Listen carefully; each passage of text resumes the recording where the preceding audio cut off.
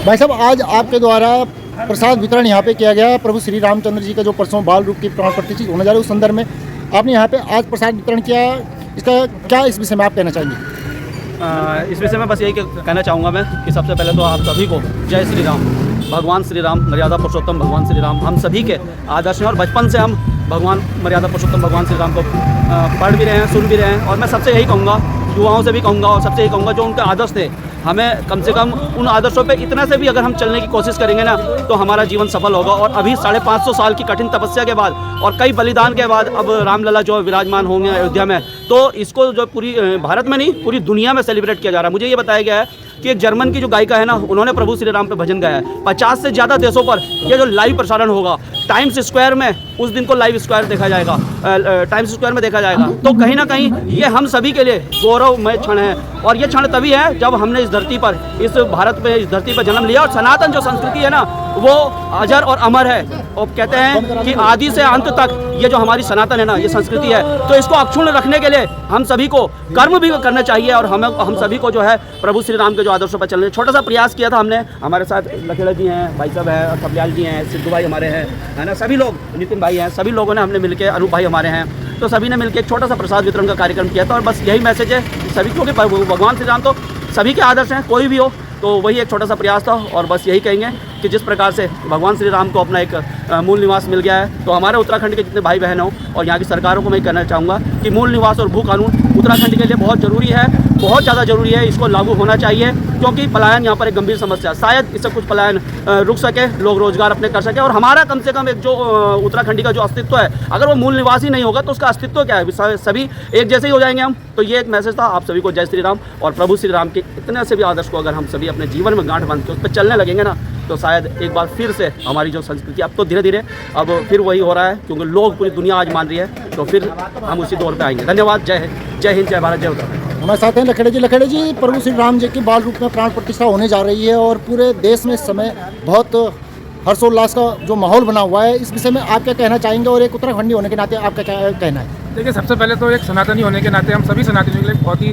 गौरव का पल है कि 500-550 साल बाद भगवान अपने मूल स्थान पर दोबारा से विराजमान होने जा रहे हैं। और जिस तरीके से कि पूरे देश ही नहीं, पूरी दुनिया में ये एक हर्षोल्लास के साथ इसको मनाया जाएगा 22 तारीख को। लेकिन उसके साथ साथ मैं ये भी कहना चाहूँगा, क्योंकि राम सबके हैं, राम पूरे संसार के हैं, पूरे सनातनियों का गौरव है राम। लेकिन उसके साथ साथ मैं ये भी कहना चाहूँगा कि जैसे भगवान राम को अपने एक मूल निवास 22 तारीख को मिलने जा रहा है, तो ऐसे ही एक उत्तराखंडी होने के नाते, एक पहाड़ी होने के नाते जो हमारा दर्द है, जो उत्तराखंड बने हुए 22 से 23 साल हो चुके हैं, लेकिन आज तक हमें हमारी पहचान, यानी कि हमारा मूल निवास, जो सबसे बड़ी पहचान होती है किसी भी एक नागरिक के लिए, तो हमें आज तक हमारा, ना तो हमें हमारा मूल निवास मिला, ना आज तक हमें कभी भू कानून के हमें कोई यहाँ पर राइट मिल पाए हैं। तो मेरी यही विनती रहेगी कि भगवान राम, ये जितने भी हमारे जो उत्तराखंड की जितनी भी पॉलिटिशियन लॉबी है या जो सरकार है अभी फिलहाल वर्तमान में, इनको इतनी सबुद्धि दे, इनको ताकत दे कि ये दोबारा से भू कानून और मूल निवास हम उत्तराखंडियों के लिए भी लागू कर पाएँ, ताकि हम भी शान से अपने मूल निवास, अपने स्थान पर, अपने पहाड़ में सुखमय जीवन व्यतीत कर सकें। जय श्री राम। हमारे साथ यहाँ पे दीपक रावत जी भी मौजूद है, जो हिंदू समाज पार्टी के जिलाध्यक्ष भी हैं। भाई साहब, आज देश में एक बड़े हर्षोल्लास का माहौल राम मंदिर के जो प्राण प्रतिष्ठा होने जा रही है उसको लेकर चल रहा है। इस विषय में आप क्या कहेंगे? जी, जिस प्रकार ये आज राम जी को अपना मूल निवास मिला है, ये अपने स्थान पर विराजमान होंगे 22 तारीख को। हमारे मन में तो पहले ही सदियों पहले हो चुके हैं, परंतु अब धरातल पर भी देश को, विदेशों को, पूरे विश्व को ये देखने को मिलेगा। और राम मंदिर की जो प्राण प्रतिष्ठा इस समय की जा रही है, वो बहुत ही हर्षोल्लास और बहुत ही खुशी का माहौल है इस समय पर पूरे देश विदेशों में, पूरे संसार में। अगर संसार का नाम ले रहा हूँ तो कोई अतिशयोक्ति नहीं होगी। और जिस प्रकार ये यहाँ पर राम मंदिर प्राण प्रतिष्ठा के मामले में ये तर्क वितर्क किए जा रहे हैं कि ये सही हो रहा है, गलत हो रहा है। देखो, मेरा मानना एक है, मन चंगा तो कटौती में गंगा। आपका मन में अगर विचार सही हैं, भाव सही हैं, आपकी सोच सही है, तो सब कुछ राम में है। राम से ही शुरू है, राम पे ही ख़त्म है। तो आप विद्रोह किस बात का, नाराज़गी किस बात की? राम को तो आप भी नमस्कार करते होंगे, आप भी पूछते हैं, आपके भी प्रभु हैं वो, आप भी राम जी को जय श्री राम बोल के ही संबोधित करेंगे, या आप उनका क्या बोलते हैं, अपमान करेंगे घड़ी घड़ी?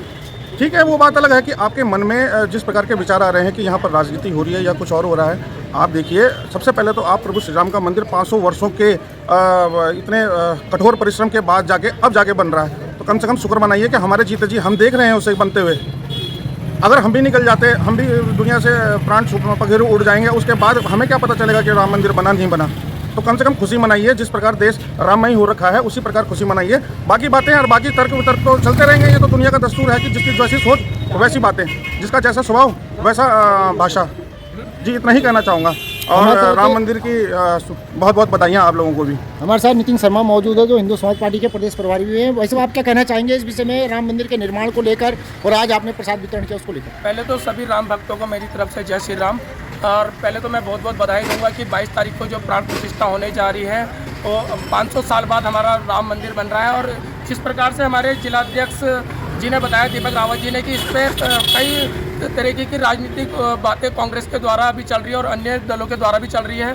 तो मैं तो ये कहूँगा कि हमारे जो श्री राम का जो भव्य मंदिर जो बन के तैयार हो रहा है, कहते हैं खुशी मनाने का इस समय एक प्रकार से दिवाली, जिस प्रकार से हम दिवाली का त्यौहार बनाते हैं उसी प्रकार से एक प्रकार से दिवाली का त्यौहार बनने जा रहा है। और हमें तो बहुत ज़्यादा खुशी है। और अपने जितने भी हिंदू भाई बहन हैं सबसे यही मैं हाथ जोड़ कर रिक्वेस्ट करूँगा कि 22 तारीख को अपने घरों में जिस प्रकार से आप दीपावली पे दीपक जलाते हैं उसी प्रकार से आप दीपक जला के राम मंदिर के उसमें आप दीपक जरूर जलाएं।